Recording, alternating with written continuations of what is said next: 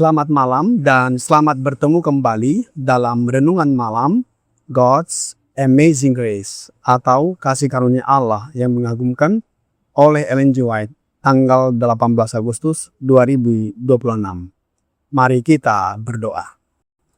Bapa kami yang di sorga, Allah pencipta langit dan bumi, laut beserta segala isinya. Satu-satunya Allah yang benar yang kami sembah selalu melalui anak-Mu Yesus Kristus. Kami bersyukur dan berterima kasih oleh sebab penyertaan dan perlindungan Bapa sepanjang hari dalam seluruh aktivitas dan pekerjaan kami. Pada malam ini kami akan mendengarkan firman-Mu. Mohon karuniakan Roh Yesus Kristus dalam hati kami agar kami dapat mengerti dan menghidupkan firman-Mu. Besertalah dengan kami sepanjang malam ini, ya Bapa. Kami persembahkan doa ini di dalam nama Yesus Kristus yang adalah Tuhan dan Juru Selamat kami. Amin. Renungan malam ini akan dibacakan oleh Bapak Yosua Rahmat. Kepada Bapak Yosua, kami persilahkan. Suasana yang menghidupkan 18 Agustus. Tetapi syukur bagi Allah yang dalam Kristus selalu membawa kami di jalan kemenangannya. Dengan perantaraan kami, Ia menyebarkan keharuman pengenalan akan Dia di mana-mana. Sebab bagi Allah kami adalah bau yang harum dari Kristus di tengah-tengah mereka yang diselamatkan di antara mereka yang binasa. 2 Korintus 2 ayat 14 dan 15.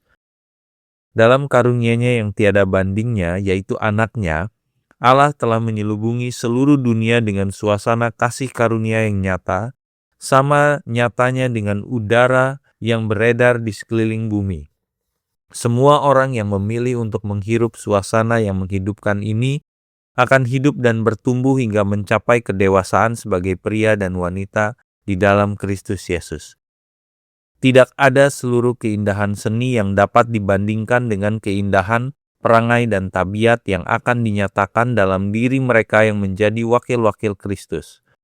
Suasana kasih karunia yang mengelilingi jiwa orang percaya, yaitu pekerjaan Roh Kudus atas pikiran dan hati, menjadikannya suatu keharuman kehidupan yang membawa kepada kehidupan dan kemungkinan Allah memberkati pekerjaannya. Perubahan tabiat harus menjadi kesaksian kepada dunia tentang kasih Kristus yang tinggal di dalam hati. Tuhan mengharapkan umat-Nya menunjukkan bahwa kuasa penebusan kasih karunia dapat bekerja atas tabiat yang penuh kekurangan dan menyebabkannya berkembang dalam keselarasan serta menghasilkan buah yang berlimpah. Ketika kasih karunia Allah memerintah di dalam hati, jiwa akan dikelilingi oleh suasana iman, keberanian dan kasih seperti Kristus. Suasana yang menguatkan kehidupan rohani semua orang yang menghirupnya. Mereka yang rendah hati akan digunakan Tuhan untuk menjangkau jiwa-jiwa yang tidak dapat didekati oleh para pendeta yang telah ditahbiskan. Mereka akan digerakkan untuk mengucapkan kata-kata yang menyatakan kasih karunia Kristus yang menyelamatkan. Dan ketika memberkati orang lain, mereka sendiri akan diberkati. Allah memberkati kita kesempatan untuk membagikan kasih karunia agar Ia dapat memenuhi kita kembali dengan kasih karunia yang semakin besar. Pengharapan dan iman akan menjadi semakin kuat ketika utusan Allah bekerja dengan talenta dan kemampuan yang telah Allah sediakan. Ia akan memiliki kuasa ilahi yang bekerja bersamanya. Pengaruh yang kudus harus terpancar ke dunia dari mereka yang telah dikuduskan melalui kebenaran. Bumi harus dikelilingi oleh suasana kasih karunia. Roh Kudus harus bekerja dalam hati manusia, mengambil perkara-perkara Allah, dan menunjukkannya kepada manusia. Terima kasih atas penekalayanan Bapak Yosua. Tuhan Yesus memberkati. Saudara-saudari dalam Yesus Kristus, setiap orang membawa suatu pengaruh kemanapun ia pergi. Ada orang yang kehadirannya membawa ketenangan, pengharapan, dan keberanian. Ada pula yang membawa ketegangan, kritik, dan keputusasaan. Sebagai pengikut Kristus, kita dipanggil untuk membawa keharuman Kristus. Bukan hanya ketika kita berada di gereja, acara perbaktian, dan acara kerohanian lainnya. Bukan hanya ketika kita sedang melayani, tetapi di rumah, di tempat kerja, di sekolah, dalam percakapan, bahkan ketika menghadapi orang yang berbeda pendapat dengan kita. Pertanyaannya adalah, suasana seperti apakah yang kita bawa kepada orang lain? Apakah kehadiran kita membawa damai? Apakah perkataan kita membawa pengharapan? Apakah keluarga kita merasakan kasih Kristus melalui kehidupan kita? Apakah teman-teman kita menjadi lebih baik ketika berada di dekat kita? Atau justru sebaliknya? Rasul Paulus mengatakan bahwa orang percaya seharusnya menjadi bau yang harum dari Kristus. Sebagaimana di dalam ayat inti renungan malam ini, 2 Korintus 2 ayat 14 dan 15. Artinya, orang lain seharusnya dapat mengenal Yesus melalui kehidupan kita. Dalam renungan malam ini, di dalam God's Amazing Grace, halaman 238, paragraf 2 berkata, dalam karunia-Nya yang tiada bandingnya, yaitu anaknya, Allah telah menyelubungi seluruh dunia dengan suasana kasih karunia yang nyata, sama nyatanya dengan udara yang beredar di sekeliling bumi. Semua orang yang memilih untuk menghirup suasana yang menghidupkan ini akan hidup dan bertumbuh hingga mencapai kedewasaan sebagai pria dan wanita di dalam Kristus Yesus. Betapa indah kutipan ini, sebab ada sesuatu yang menarik di dalamnya. Mari kita baca kembali yang warna hijau. Semua orang yang memilih untuk menghirup suasana yang menghidupkan ini akan hidup dan bertumbuh hingga mencapai kedewasaan sebagai pria dan wanita di dalam Kristus Yesus. Perhatikan kata memilih. Kasih karunia tersedia, tetapi kita harus memilih untuk menerimanya. Sama seperti udara tersedia di sekitar kita, tetapi kita harus menghirupnya. Demikian juga dengan Kristus. Kita harus datang kepadanya setiap hari. Kita harus membuka firman-Nya. Kita harus berdoa. Kita harus menyerahkan hati kepadanya. Dan Yesus berkata, tinggallah di dalam aku dan aku di dalam kamu. Yohanes 15 ayat 4. Kehidupan Kristen tidak dapat dijalani hanya dengan pengalaman masa lalu. Yang Allah inginkan adalah hari ini tinggal di dalam Kristus. Besok kita kembali tinggal di dalam Kristus. Dan setiap hari kita menerima kehidupan darinya. Kita tidak bisa memperbaiki kehidupan kita dari luar. Kita mungkin bisa mengubah cara berbicara selama beberapa hari. Kita mungkin bisa memaksakan diri untuk tersenyum, tetapi perubahan sejati terjadi ketika hati diubahkan oleh Kristus. Rasul Paulus di dalam 2 Korintus 5 ayat 17 berkata, jadi siapa yang ada dalam Kristus, ia adalah ciptaan baru, yang lama sudah berlalu, sesungguhnya yang baru sudah datang. Kristus tidak sekedar memperbaiki kita. Kristus menciptakan kita menjadi baru. Keindahan terbesar kita adalah keindahan karakter.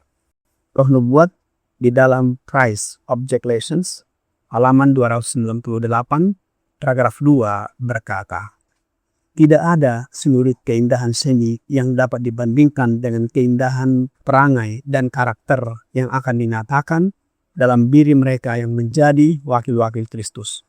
Suasana kasih karunia yang mengelilingi jiwa orang percaya, yaitu pekerjaan Roh Kudus atas pikiran dan hati, yang menjadikannya suatu keharuman kehidupan yang membawa kepada kehidupan dan memungkinkan Allah memberkati pekerjaannya. Apa yang membuat seseorang benar-benar indah? Bukan hanya wajahnya, tetapi ketika dia mampu berkata, saya mengampuni. Ketika dia disakiti tetapi tidak membalas. Ketika dia diperlakukan tidak adil, tetapi tetap melakukan yang benar. Ketika dia memiliki kesempatan untuk membalas, tetapi memilih mengasihi. Itulah keindahan Kristus. Di dalam Galatia 5 ayat 22 dan 23 berkata, tetapi buah roh ialah kasih, sukacita, damai sejahtera, kesabaran, kemurahan, kebaikan, kesetiaan, kelemah lembutan, penguasaan diri. Mari kita bayangkan, jika buah roh ini memenuhi rumah kita. Bayangkan jika seorang suami membawa kasih dan kelembutan kepada istrinya. Seorang istri membawa penghiburan kepada suaminya. Orang tua membawa kesabaran kepada anak-anaknya.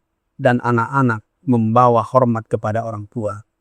Bayangkan jika di dalam jemaat dipenuhi orang-orang yang memiliki karakter Kristus. Itulah suasana yang menghidupkan. Perubahan karakter ini adalah kesaksian hidup kepada dunia ini. Renungan malam ini, God's Amazing Grace, halaman 238, paragraf 4 berkata, perubahan tabiat harus menjadi kesaksian kepada dunia tentang kasih karunia Kristus yang tinggal di dalam hati. Tuhan mengharapkan umatnya menunjukkan bahwa kuasa penebusan kasih karunia dapat bekerja atas tabiat yang penuh kekurangan dan menyebabkannya berkembang dalam keselarasan serta menghasilkan buah yang berlimpah. Ini berarti bahwa kesaksian kita bukan hanya apa yang kita katakan tentang Yesus, tetapi bagaimana kita hidup karena Yesus. Oleh sebab itu, kita dipanggil untuk menciptakan suasana yang menghidupkan dan menguatkan. Rasul Paulus di dalam 1 Tesalonika 5 ayat 11 berkata, karena itu, nasihatilah seorang akan yang lain dan saling membangunlah kamu seperti yang memang kamu lakukan. Ada orang yang datang kepada kita dengan hati yang sudah hancur. Mungkin kita tidak mengetahuinya. Seseorang tersenyum di depan kita, tetapi sebenarnya dia sedang berjuang. Seseorang terlihat kuat, tetapi sebenarnya dia hampir menyerah. Seseorang mungkin datang ke gereja bukan karena dia baik-baik saja, atau datang ke tempat perkumpulan, tetapi karena dia sedang mencari pertolongan. Ada prinsip rohani yang indah. Ketika kita memberkati orang lain, kita sendiri diberkati. Adalah lebih berbahagia memberi daripada menerima. Kisah 20 ayat 35. Tuhan memberikan kepada setiap orang talenta dan kemampuan. Kita dapat mengunjungi orang sakit, membantu seseorang, mendoakan, mengampuni, memberikan pengharapan. Dan ketika kita sudah menggunakan apa yang Tuhan berikan kepada kita, maka kita semakin dalam di dalam Kristus.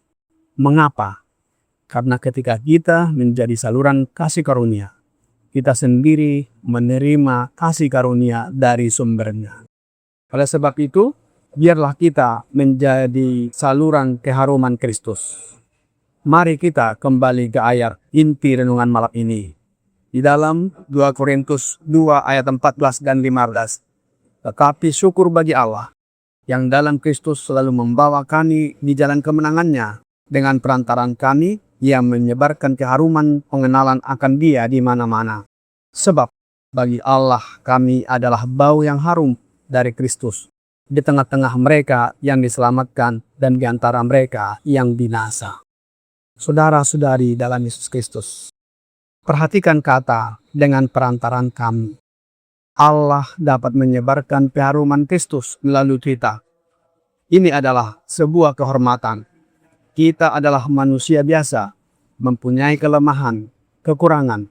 Kita pernah gagal, tetapi Allah tetap berkata, Aku ingin menggunakan engkau, bukan karena kita sempurna, tetapi karena Kristus sempurna. Bukan karena kita kuat, tetapi karena Kristus kuat. Bukan karena kita memiliki semua kemampuan, tetapi karena Roh Kristus dapat bekerja melalui kita. Kiranya renungan malam ini membawa pembaharuan dan sukacita bagi kita. Tuhan Yesus memberkati. Mari kita berdoa. Bapa kami yang di sorga, terima kasih atas firman-Mu yang menguatkan.